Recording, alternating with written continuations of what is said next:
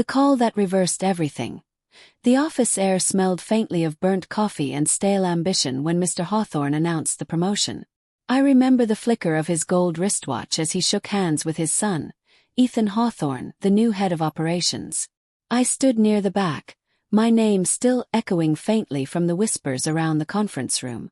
7 years. 7 years of building this place from scratch, managing crises, fixing the numbers Ethan ruined, and covering for his lazy charm. And now the final insult, his smug smile as he said, "Thanks everyone. I'll make you proud." Something inside me snapped. The applause was muted, polite, poisoned. I walked out before it ended, my footsteps heavy with betrayal and disbelief. Outside the glass walls, rain streaked across the city skyline, thin, cold veins of light. I wanted the sky to split open, to rage with me. But it just drizzled, indifferent. At my desk, I typed out a resignation letter with trembling fingers. Each keystroke was a heartbeat, a pulse of anger and humiliation. After 7 years of loyal service, I hereby resign effective immediately. When I handed it to Mr. Hawthorne, he didn't even look up. "I'm sorry you feel that way, Daniel," he said, voice clipped, rehearsed. "Sometimes loyalty isn't everything. Vision matters." Vision. I almost laughed. Your son can't even find his way to a Monday meeting without me reminding him. He didn't flinch. That made it worse. I left before my voice broke. That night, I sat in my apartment, staring at the boxes I'd started packing.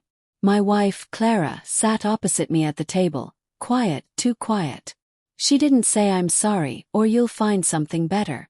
She just scrolled through her phone, screen light painting her face in cold blue. "You're not even angry?" asked finally. She looked up, startled. "Of course I am. But what do you want me to say, Daniel?" "It's done." "Yeah," I muttered, "it's done." Something in her tone. It wasn't sympathy. It was distance. A gap I hadn't noticed until now. She got up, brushed her hair back and said, "I'm meeting Emma for dinner. Don't wait up." "Emma," I repeated, the name catching in my throat. Her best friend. Her always conveniently unavailable best friend. After she left, I poured myself a drink. The rain outside grew heavier, rattling the windows. My phone buzzed with a message. From an unknown number. "You didn't deserve that. Call me. E." I stared at it. Ethan." Confused, I called. He answered instantly. "Daniel," he said, voice low, tense. "Listen, I didn't want this promotion." Scoff. "Sure you didn't." "No, you don't get it. Dad forced it. He said if I didn't take it, he'd fire both of us. But there's something you need to know. Something about Clara." My blood ran cold. "What are you talking about?" "Your wife. She's been meeting with my father." "Not me. Him." My hand froze midair. "What the hell are you implying?" "Check your email," he said. "I sent you something." "I'm sorry." The line went dead. I opened my laptop, heart pounding. One email. No subject. One attachment. A series of photos. Grainy, taken through tinted glass. Mr. Hawthorne. And Clara. Dinner. Drinks. His hand brushing hers. Kiss. My chest tightened until breathing felt like swallowing glass. The world tilted, blurred. I slammed the laptop shut, but the images burned behind my eyes. I didn't sleep that night. My mind played a cruel film reel of every late night Clara said she was at book club. Every weekend she claimed to be visiting her mother. By morning I wasn't angry. I was empty. When Clara came home, her hair damp from the rain, I asked, "How was dinner with Emma?"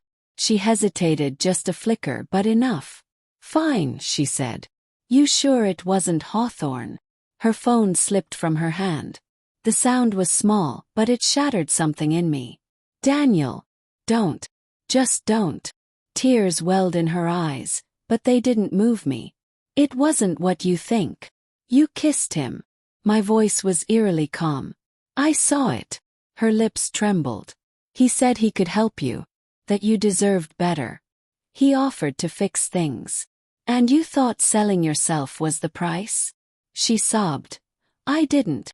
I thought if I stayed close to him he'd. I turned away. Save it. I'm done. I left her crying in the hallway, her voice breaking through the door as I walked out into the rain.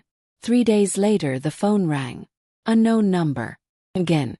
Daniel, said Mr. Hawthorne's voice, weary, strained. We need to talk. I almost hung up. There's nothing left to say. He sighed. My son showed you the photos, didn't he? You mean the ones of you and my wife? Yeah, I saw. They weren't real. What? They were staged. Ethan made them. Push you out. To get your position, your respect, your salary. I confronted him this morning. He confessed. The world spun again, but differently this time. You're saying, I made a mistake, he said softly. You were my best man. I offered the wrong person loyalty. Then, come back. The company needs you. I didn't answer right away. Behind me, Clara stood in the doorway, eyes red, face hollow. I could see the guilt in every fragile breath she took. Daniel, Mr. Hawthorne said again. You deserve the position more than anyone. You'll start Monday as head of operations. I looked at Clara, her trembling hands clasped together like she was praying for forgiveness. Fine, I said. I'll take it. And I hung up. The apartment felt heavier than before, but something had shifted. Clara approached, whispering, So, you're going back? I looked at her long and hard. Yes, but not for them. For what then? For me.